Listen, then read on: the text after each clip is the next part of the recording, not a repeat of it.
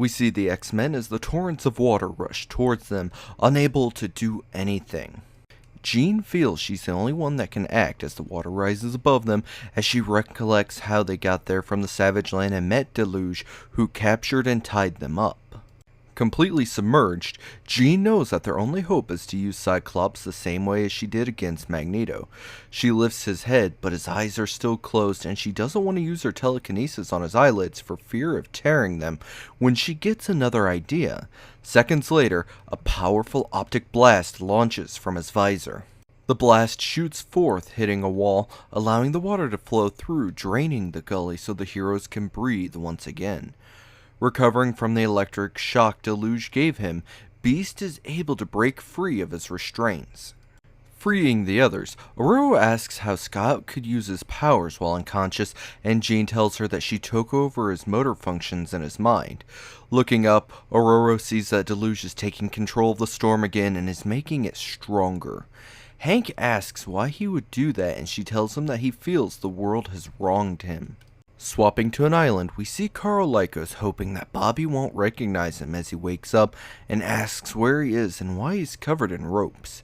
Lycos tells him the ropes were used to cart him to safety, but doesn't know where they are, only that it's the remains of a German expedition that failed. He tells the doctor that he feels weak and can't remember anything. We change to the Savage Land as Lorna tells Havoc to calm down and checks on Khazar, who says he's alright.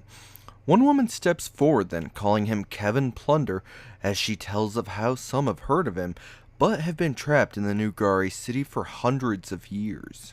Returning to Jean and the others, Ororo explains that Deluge gets his powers from his surroundings, which is how he took control of the storm, and Jean wants to know how to stop him.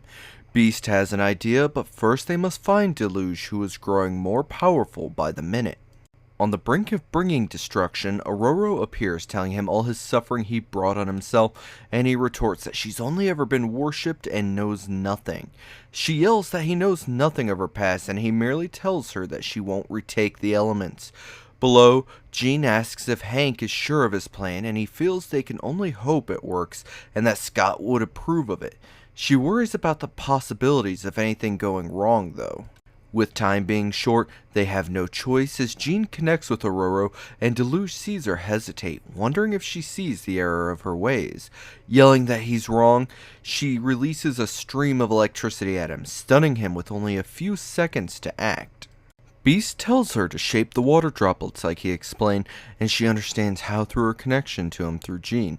She opens a rip in the center of the storm, allowing light through when Deluge recovers, ready to attack, confident in his abilities. Jean opens Scott's eyes, releasing the beams at Deluge, who merely takes in the power. Ecstatic at the energy flowing into him, Jean asks if the plan is working, and Hank confirms it is, that the villain isn't thinking of how much he's absorbed. Drunk on power, he slowly realizes his mistake as he finally absorbs too much energy to handle and explodes. Ororo looks at the remains of the villain before assuming control of the storm, glad that she could get it right before it was too large for her to control. Hank explains that the rip in the storm allowed the light to recharge Scott to allow his optic blast to work, and Jean wonders if Deluge is really gone, when Ororo floats down bidding them farewell, hoping to meet them again when Scott begins to awaken. Scott wants to know what happened, and Hank tells him about Ororo and how he wants to inform Xavier about her, but Jean says he already knows about her and many more he didn't talk about.